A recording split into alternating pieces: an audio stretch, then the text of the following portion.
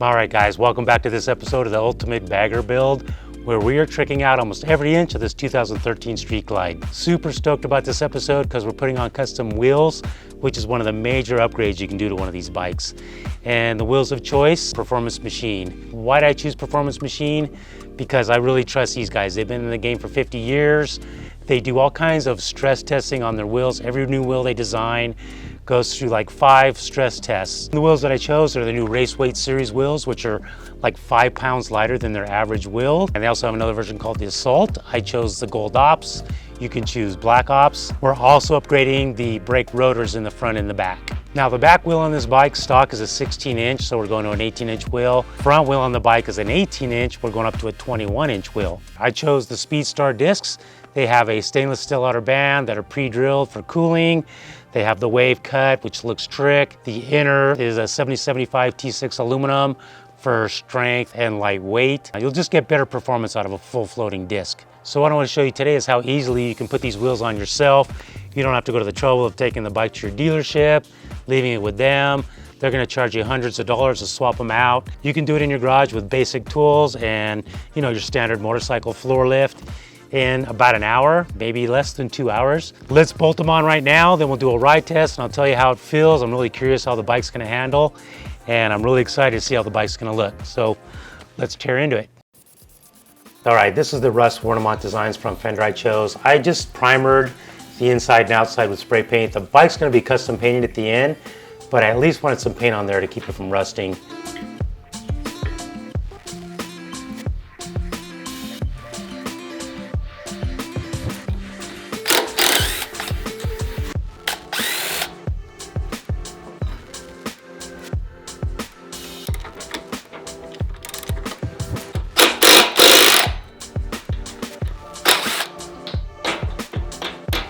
So like I said, these race weight wheels should weigh about 5 pounds lighter than most wheels. So you can see here, stock wheels weighing in about 40 pounds.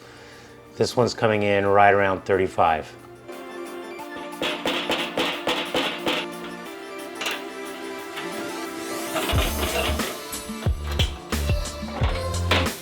I'm changing out the front brake pads. I have new calipers coming, but I'm going to use these for now. I'm changing out the pads to DP. That's what Performance Machine uses in all their calipers.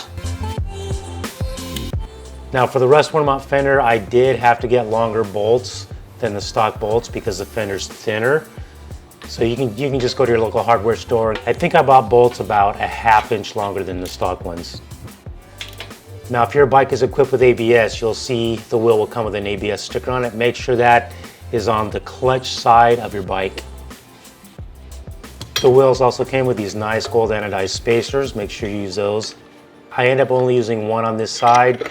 The spacer on the other side is the ABS sensor. Now that ABS sensor was a little tight getting in there. Just kind of play with it, tap it a little bit with a hammer, you'll get it in. Try not to damage your front brake disc. And I'll come back and I'll torque all the nuts and bolts later. Torquing as I'm wrenching kind of messes up my flow. It's easier for me to come back and just torque them all at the end.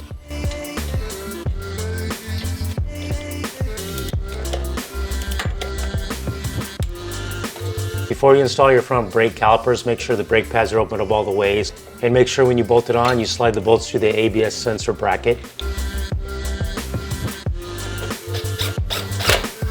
When you're completely done mounting the front wheel, make sure you pump up your front brake. I had to pump it about 10 times to get the pads to engage. And then I always spin my wheels when I get everything done, make sure everything spins freely. You'll hear the front brake pads kind of rubbing on the discs. That's fine. All right, so now let's tear into the back wheel.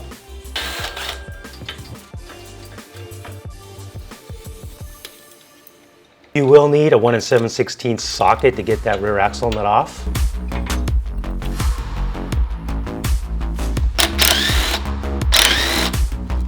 Go ahead and pull off that side panel, just get that thing out of the way.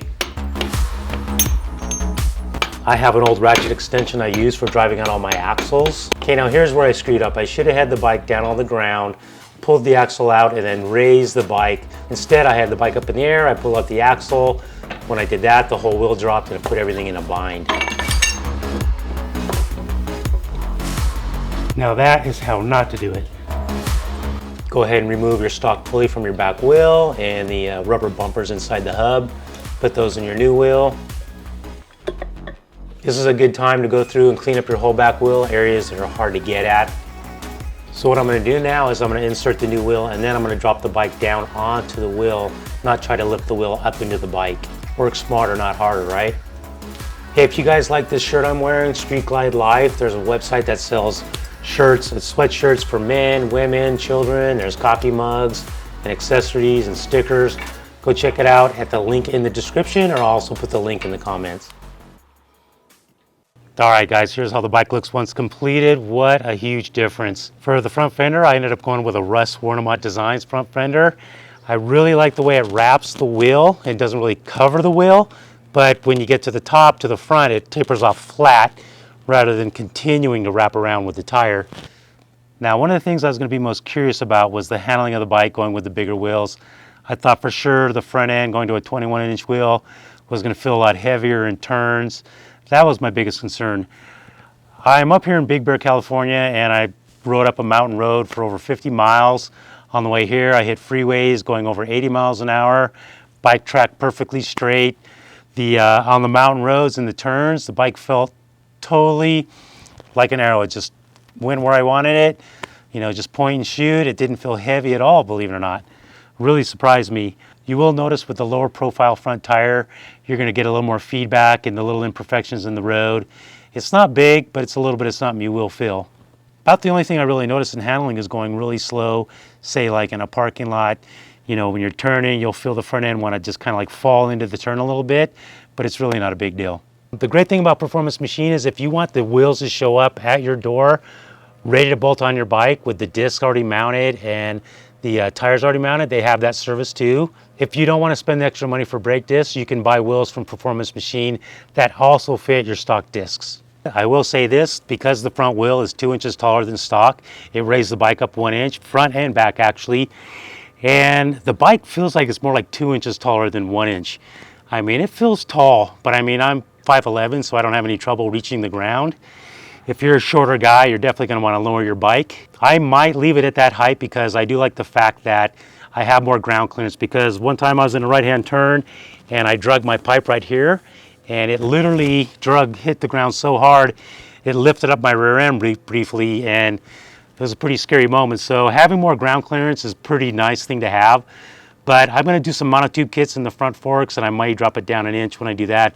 Still undecided right now. But overall, I'm super stoked on these wheels. I like that they're lighter.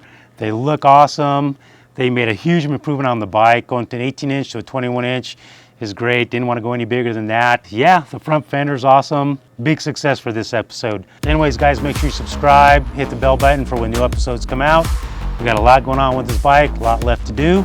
See you guys next episode.